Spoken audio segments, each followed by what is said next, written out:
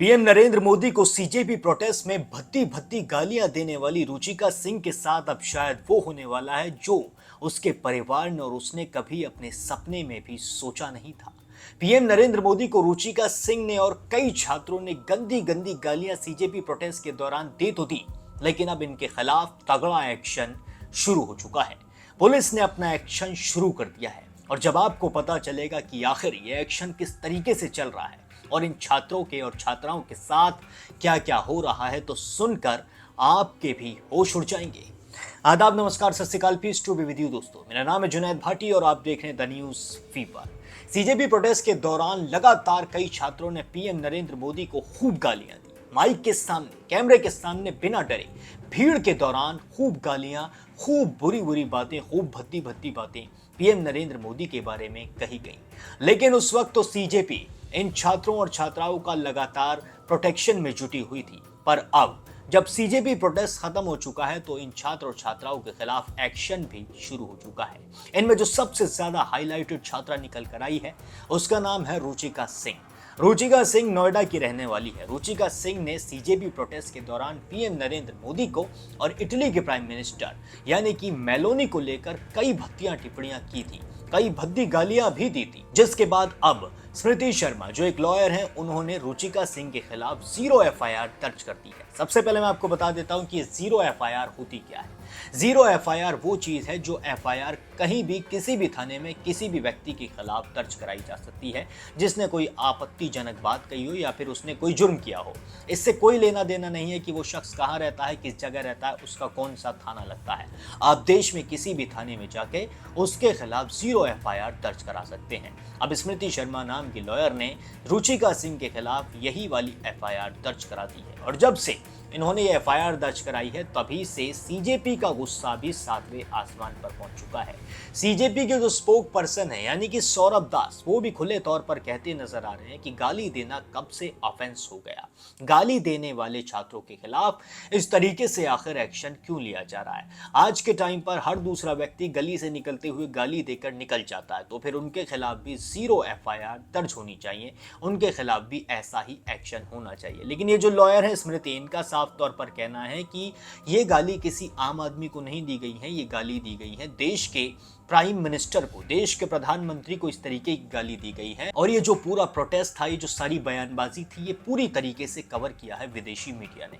यानी कि विदेशी मीडिया के सामने भी पीएम नरेंद्र मोदी को देश के छात्र गाली देते हुए नजर आ रहे हैं, तो वो इस चीज को बर्दाश्त नहीं कर सकती हैं। स्मृति ने साफ तौर पर यह भी कह दिया है कि उनके बच्चों पर क्या असर पड़ेगा ये गालियां सुनकर, इसका भी उन्हें बहुत ज्यादा डर है। वो भी जेनजी से बहुत ज्यादा इन्फ्लुएंस हो रहे हैं, लेकिन इस तरीके के जेनजी इस तरीके की हरकत करते नजर आ रहे हैं, ये उन्हें बिल्कुल भी बर्दाश्त नहीं है। आप सुनिए कि स्मृति का इस पूरे मामले पर क्या कहना है। नमस्कार, मैं स्मृति सिंह चंदेल, अधिवक्ता सुप्रीम कोर्ट। हाँ, मैंने जंतर मंतर पर अभद्र और गंदी टिप्पणी करने वाले उन आंदोलनकारियों के खिलाफ मुकदमा दर्ज करवाया है जिन्होंने हमारे देश के प्रधानमंत्री तथा उनकी स्वर्गवासी माता जी को गंदी गंदी और अभद्र गालियां दी। मैं नहीं चाहती, मेरे भी बच्चे हैं सोशल मीडिया पर, मैं नहीं चाहती कि मेरे बच्चे भी इस तरह की भाषा को सुने और उनको समर्थन दे, इसलिए मैंने एफआईआर दर्ज करवाया। हम हिंदुस्तान में रहते हैं, संस्कारों में पले बड़े हैं और हमें अपनी सहज भाषा का इस्तेमाल करना चाहिए और इस तरह की गंदी और भद्दी बातों को और शब्दों को इस्तेमाल करके किसी की भी बेइज्जती नहीं करनी चाहिए। पूरा देश हमें देख रहा है क्या सोच रहा है। दोस्तों, सुना आपने किस तरीके से स्मृति ने बता दिया है कि वो ये नहीं सहेंगी कि देश के प्राइम मिनिस्टर को बच्चे इस तरीके से गाली देते नजर आए। अब आप सुनिए कि सौरभ दास का इस पूरे मामले पर क्या कहना है। देखिए, अगर किसी ने गाली दिया है प्रोटेस्ट में, वो कितना सही है नहीं है उसका आप एक तरीके से निंदा कर सकते हो, लेकिन ऐसे करके आप क्रिमिनल मशीनरी यूज करोगे, उनको पुलिस के थ्रू टारगेटिंग करोगे, हैरासमेंट करोगे, वो बिल्कुल सही बात नहीं है।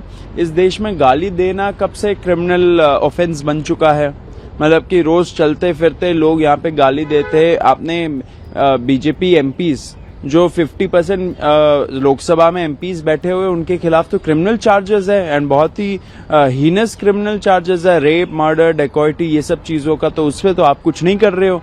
किसी ने एक दो गाली बक दी, उस पे अगर आप ऐसे करके उनको टारगेट करोगे, आप कुछ नहीं करना चाह रहे हो, आप एक टारगेट करके उनका एग्जाम्पल बनाना चाह रहे हो, ये एकदम ही कंडेमेबल चीज़ है। मेरा फिर से अपील है सरकार से एंड उनके जो पुलिस मशीनरी है उनसे कि आप युवाओं को हैरास करना बंद करिए, युवाओं को इस तरीके से टारगेट करना बंद करिए एंड ये जो लड़की है उसको भी आप अकेले छोड़ दीजिए।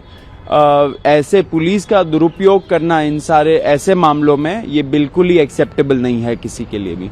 सौरभ जी, जो अगर इसमें मैं ये भी ऐड करना चाहता हूँ कि अगर किसी को बुरा लग रहा है एंड अगर उन्होंने कुछ बोला है प्रधानमंत्री के खिलाफ, तो प्रधानमंत्री जी के पास एक ऑप्शन है डेफेमेशन फाइल करने का, तो वो डेफेमेशन फाइल कर दीजिए। लेकिन आप पुलिस के थ्रू टारगेटिंग करा रहे हो, वो बहुत गलत बात है। युवाओं को आप टारगेट मत करिए, हैरास मत करिए, हमें एक्सेप्टेबल नहीं है। सुप्रीम कोर्ट के आदेश के बाद दिल्ली पुलिस ने अब वो सभी जो FIR की जो कार्रवाई है वो दिलाने के लिए मना किया है।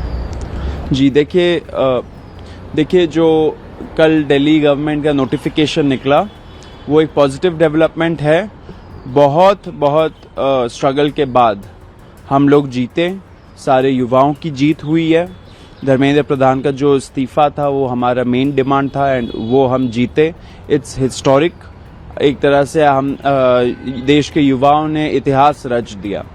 बाकी के जो 2 गारंटीज थे उस पे भी हमें आशा है कि सरकार जल्द से जल्द उस पे अमल करेगी। कॉम्पेंसेशन भी जल्द से जल्द आएगा और जो FIRs है वो भी विड्रॉ होंगे, उसके प्रोसेस भी शुरू हो जाएगा एंड होपफुली सुप्रीम कोर्ट में भी जब नेक्स्ट हियरिंग होगा तब सरकार सुप्रीम कोर्ट को अवगत कराएगी कि क्या जंतर मंतर का एग्रीमेंट था जुलाई 25 का। दोस्तों, सुना आपने सौरभ दास ने किस तरीके से कहा है कि एक्शन पूरी तरीके से गलत है, ऐसे छात्र और छात्राओं पर एक्शन ना लिया जाए। इसलिए सौरभ दास ने खुले तौर पर बीजेपी को चुनौती दी है कि अगर इस तरीके से ही एक्शन लिया जाएगा तो सीजेपी फिर से गलियों में आ जाएगी, सीजेपी फिर से सड़कों पर आ जाएगी और फिर से प्रोटेस्ट शुरू हो जाएगा। लेकिन इन सब से अलग नरेंद्र मोदी ने खुद एक वीडियो जारी कर दिया है और उसमें आकर खुद कहा है कि वो छात्र और छात्राओं को माफ करते हैं। ऐसी गलतियां बचपन में होती हैं। पीएम नरेंद्र मोदी ने यहां तक कह दिया कि उन्हें और उनकी माता श्री को दोनों को गालियां दी गई, जबकि उनकी मां का स्वर्गवास हो चुका है। जिसके बाद भी पीएम नरेंद्र मोदी कहते नजर आ रहे हैं कि मैं इन छात्र और छात्राओं को माफ करता हूं। हाय फ्रेंड्स, आज तो मन करता है बस आपसे ही बातें करूं। जंतर मंतर पर जो कुछ भी हुआ देश और दुनिया ने देखा है। कुछ शरारती बच्चों ने भद्दी भद्दी गालियां बोली, किसी भी सभ्य समाज को शोभा न दे ऐसे शब्दों का प्रयोग किया गया। मुझे तो गालियां दी गई, मेरी स्वर्गीय माता को भी गालियां दी गई। न जाने कितना भद्दा स्वरूप था। लेकिन मैं आज बात करना चाहता हूं कि बचपन में गलतियां होती हैं और बचपन में गलतियों से सुधरने का अवसर भी होता है और यही तो बचपना है। और इसलिए मैं समाज के अंदर जो आक्रोश है उसको भली भांति समझ सकता हूं। एक कल्चरल शॉक है कि हमारी बेटियां इस प्रकार की भाषा कैसे बोल सकती हैं। लेकिन समय है इन बच्चों को गले लगा करके राह दिखाने का। ये गुमराह बच्चे हैं, उनको राह दिखाना हमारा काम है।